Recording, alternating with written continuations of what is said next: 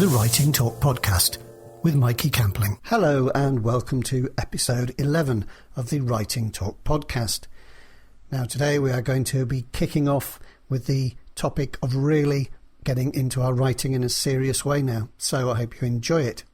So just to recap, so far we've looked at picking the right kind of writing project for our current level of skill and our objectives, what we're actually trying to achieve in developing our writing. Then we looked at assessing the workload and just trying to get clear in our minds exactly what's going to go into the task that we've set ourselves.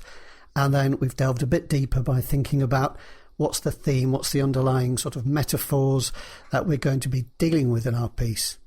So having established all those things, it would be really time to get cracking. Now, there isn't just one mindset that we need when we're doing a piece of writing, tempting though it is to think that everything you're doing is just in that big bucket that you've labelled writing. Really, the separate processes need a separate bunch of skills and a separate mindset when you're tackling them. So, for instance, planning a piece, writing a draft, rewriting and editing it are all different mindsets. You need to get your head in a different place for that. Some people talk about wearing hats, both metaphorically and literally. I've heard of people even changing hats. And who knows, that might work well. Now, it's up to you if you don't want to be that analytical and separate them. That's up to you, but you must live with the consequences if you don't, because it really will be like, delving into a huge drawer of mismatched socks and hoping to get the pair out first time if you haven't separated them beforehand. So, to unclutter your mental sock drawer, I suggest you think about, from the very outset, keeping those processes and mindsets separate. And because after all, what we want to do, or one of the things, is not just to produce a piece of work, but we want to improve our skills as we go along. Now, one of the things I want to push you gently in the direction of, and that is to, as part of that drive to improve what you're doing, don't just stick with what has become comfortable and routine all the time. Do try, as often as you can, as often as you feel you've got the mental capacity to do so, try and seek out something new that might improve your productivity. So perhaps it could be just in one of those areas. Perhaps, your outlining, your planning, whatever you want to call it, your actual drafting, your rewriting, your editing. What is it that could do with a bit of improvement? And look around, because people are very generous, especially in the indie writing community. There's lots of knowledge out there, lots of podcasts, lots of blogs you can read, all sorts of books you can buy, or some things you can even download for free. It's worth seeking them out and just thinking, okay, what could I do? So don't just stick with a comfortable routine and be one of those people who says, I do it this way, I do it this way. We all have things that we're doing at the time, but a lot of people will be constantly thinking, yep, that's what I do at the moment, but, with a bit of a nudge, how could I make that a little bit better? And I do suggest you do it in a bit-by-bit way.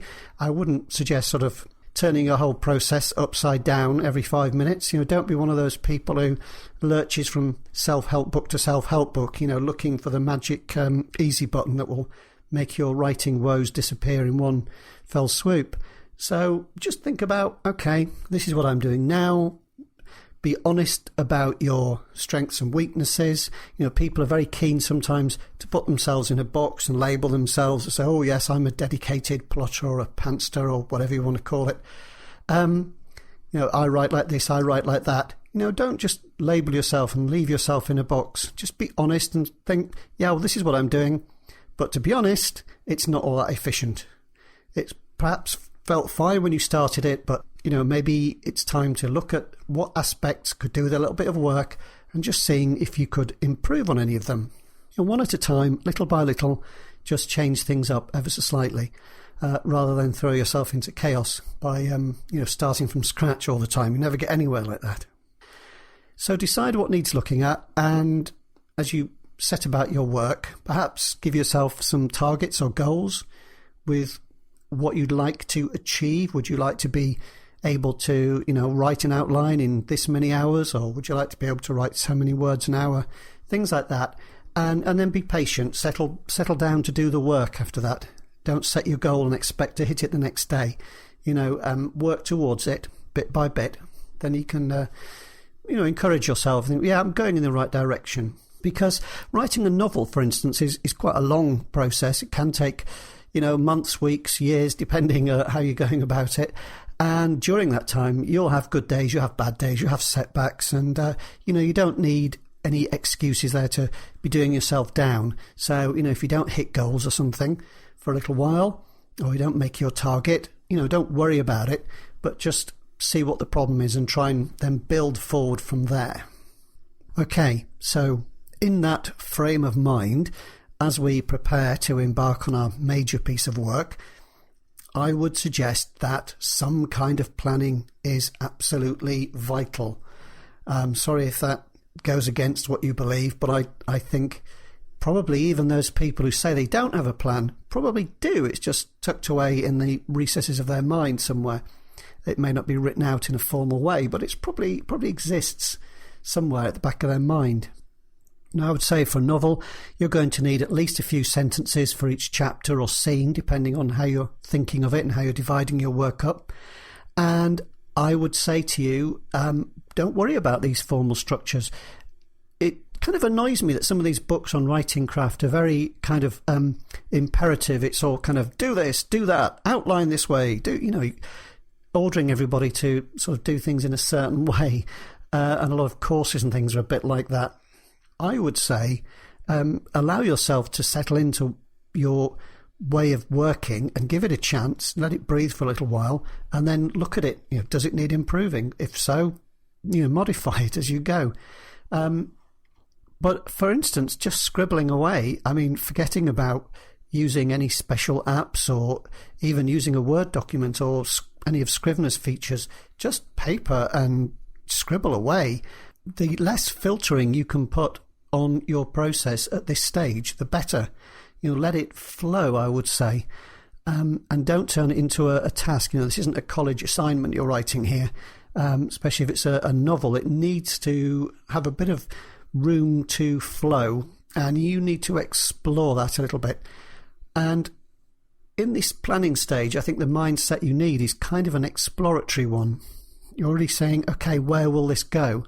You've probably got some really good ideas from the outset that made you want to write this novel in the first place, but don't be afraid to let it run away with you a bit as you start to realise who the characters are and what scenes are that are driving them forward. So as you scribble away, the question to have in the back of your mind is, why on earth would anybody want to read it?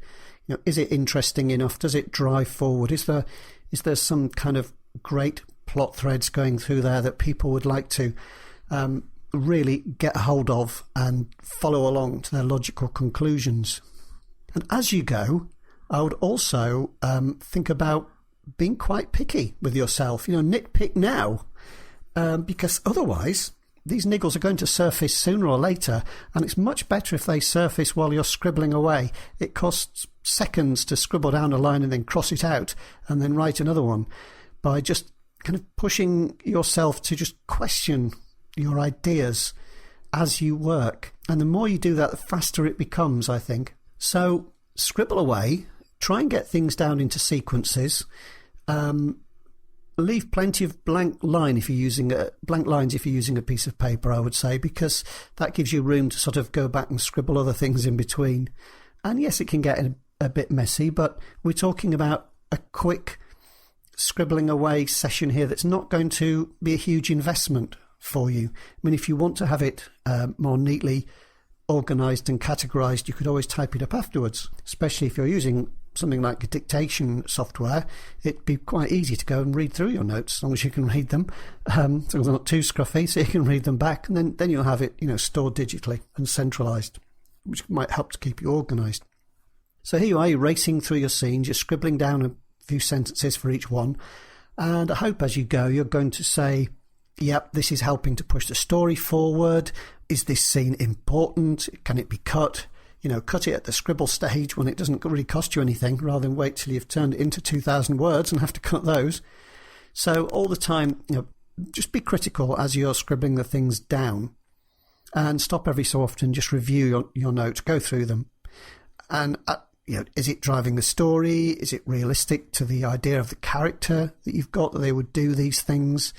Try and steer within their kind of boundaries that they would have. Is your timid character suddenly going to do something incredibly brave and daring, and vice versa?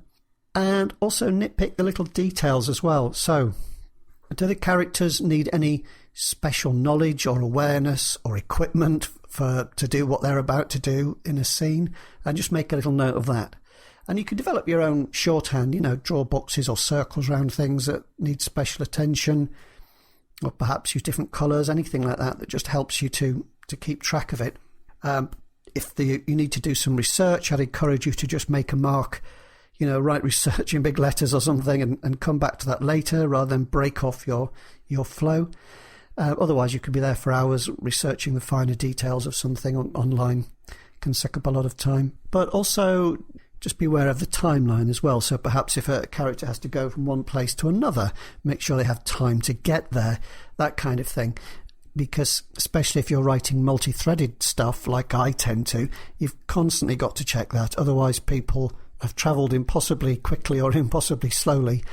And when I work across different time zones in history as well, I have to look at all that. I have to keep checking that things actually make sense, or it would really annoy the readers if they didn't. So just to recap that point then, so by special knowledge, I mean if the character's reacting to something that another character's done, then is it realistic that they would have known about it? If they weren't there, then how have they heard it?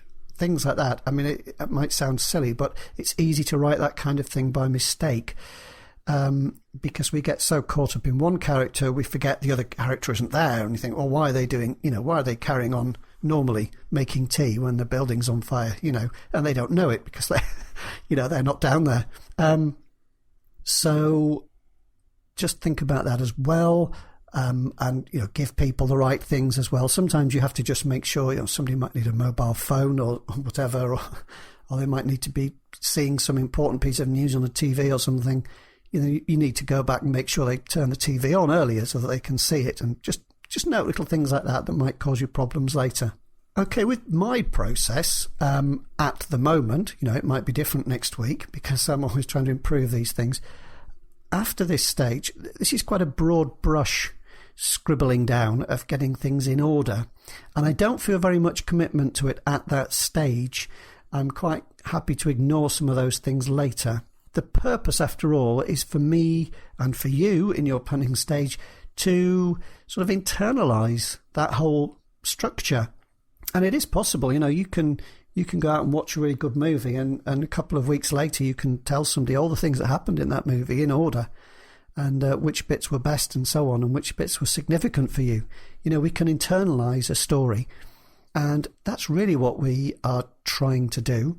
We're trying to get a mental model built up in our heads of exactly what's going to happen and in what order, and why it's significant and why it's important and why it makes a good story. Having done that, having got that sort of very broad brush summary for each chapter, I would then look at those as I prepare for a writing session, which could be sort of half an hour onwards, up to about an hour of trying to write quite quickly. Some people call it a sprint, but, call it what you like. But before I start that writing session, I would have a look at those notes, and then I would make another quick set of notes, again, paper and pen, no tech needed, and I would jot down the details then of that scene, what happens in what order.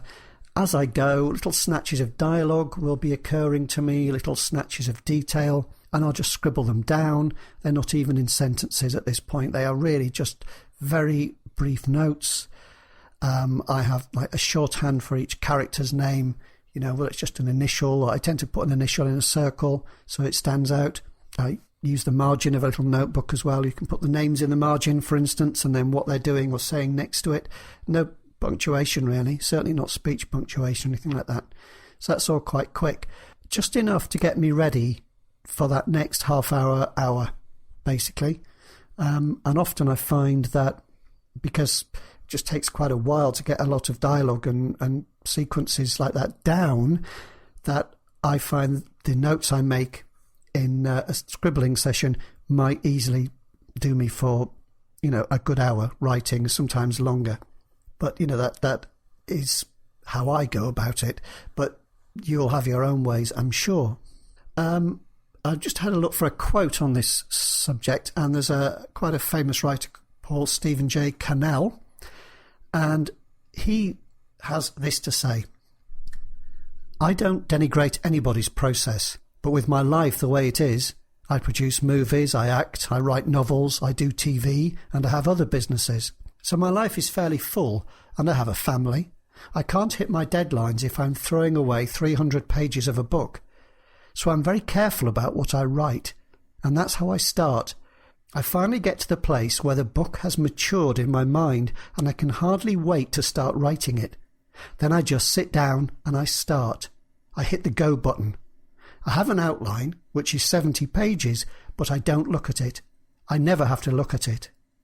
That's by Stephen J. Cannell, and I found that really quite interesting. It resonated with me, and perhaps you'll realise with the things I've just been saying a minute ago, is it's about building up that mental model as you go, and that is the purpose of it. I don't think outlining or planning should be an end in itself. You know, we are not going to sell anybody an outline. We're not going to hang an outline on our wall. We do it as a process in order to get through the niggles and the quibbles and the sticky little details that are going to trip us up otherwise. So I'd encourage you to take that approach to it. The exact mechanics of your method, of course, would totally be up to you, but I would just suggest that paper and pen is a very non-tech reliant, very fast way, and it's something you can do almost without thinking about it, that you can concentrate then on the content of what you're doing rather than on the mechanics. I think if you're filling out a more formulaic style of outline, then the mechanics of it almost takes over.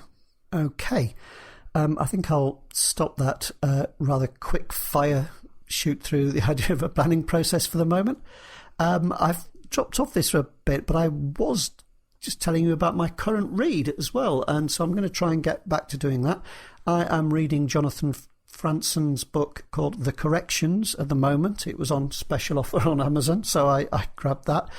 And it's interesting. I don't seem to read that much literary fiction at the moment. I'm about halfway through, and quite a few chunks I really enjoyed, but I am getting to the point where I'd really like something to happen now. I was talking about last week about the metaphor, the underlying theme. Well, this is kind of literary fiction. I think it's all metaphor and no action. You know, it's all very well looking over somebody's shoulder and at their slice of life and thinking, oh, yes, this is all highly significant. But I'm not sure that makes it very interesting. I kind of find a lot of literary fiction too dry for that reason, although I can admire the craft and skill of the writer in many ways. I'm kind of itching for something to happen. So whether I'm going to finish it or not, I'm not sure. But this is my first book by Jonathan Franzen, so I don't know if that's typical of his style or not. Okay, I think I will sign off there. Just a couple of things to mention for you writer types. I have been putting together a nice Excel spreadsheet to help with tracking your word count and your word sprints and things like that. It's actually, I've been testing it and it's working out pretty well, and I think it's helping me to improve my drafting speed, along with that other process that I've just been through, you know, scribbling first and then blasting away. And certainly today I've been sort of clocking up about 1,200 words in an hour, which I'm very pleased with. That's a significant step forward for me, and that's reasonably good. You know, it's pretty good copy as well. I am dictating it, I have to say, and the notes really help. I find it hard to dictate with a blank slate in front of me, so the notes really help with that. And I'm going to make this tracking spreadsheet available on my website, so it may not be there if you go straight away, but any day now it will be up there for people to download. I might do it so that you get it free if you sign up for a newsletter. Actually, it's probably the best way of delivering it, to be honest. And that way I'll make sure everybody who wants it gets it. And you can always unsubscribe afterwards if you want. I'm not planning on doing a lot of newsletters with this podcast because it's a podcast, so it's going out each week anyway. It doesn't need a newsletter as well on top of it. Sooner or later, when I've got enough value put together in a nice structured way on this podcast, I'll turn some of the episodes into a book as well. And when I get it thick enough and heavy enough to be worth a few dollars to people, I'll put that out. So you'll hear about that, I guess, if you sign up as well. But a newsletter, just there really, I'll try and use it just to deliver resources to you, really, rather than a load of blah blah blah from me, which you get enough of by listening to this. Okay, having trouble still with the iTunes feed, so please feel free to subscribe on Stitcher. On my website, you can also subscribe by email, which is a separate service, fairly new way of doing that, which just emails you when there's an episode. The episodes are also going up on the YouTube channel for Writing Talk Podcast. And all these links are on the site at writingtalkpodcast.com, where you can also see any other links and show notes, brief though they are up there, and any other bits and bats that might be useful.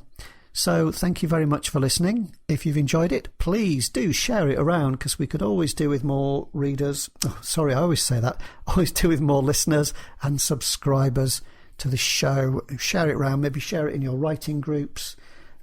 It takes me away from my writing for a while to do this, and I can't really sustain that unless I'm getting lots of listeners. So it would be great to have you on board and share it around. Okay, thank you very much, and I'll end it there. And good writing. Keep tapping away, keep smiling. Bye.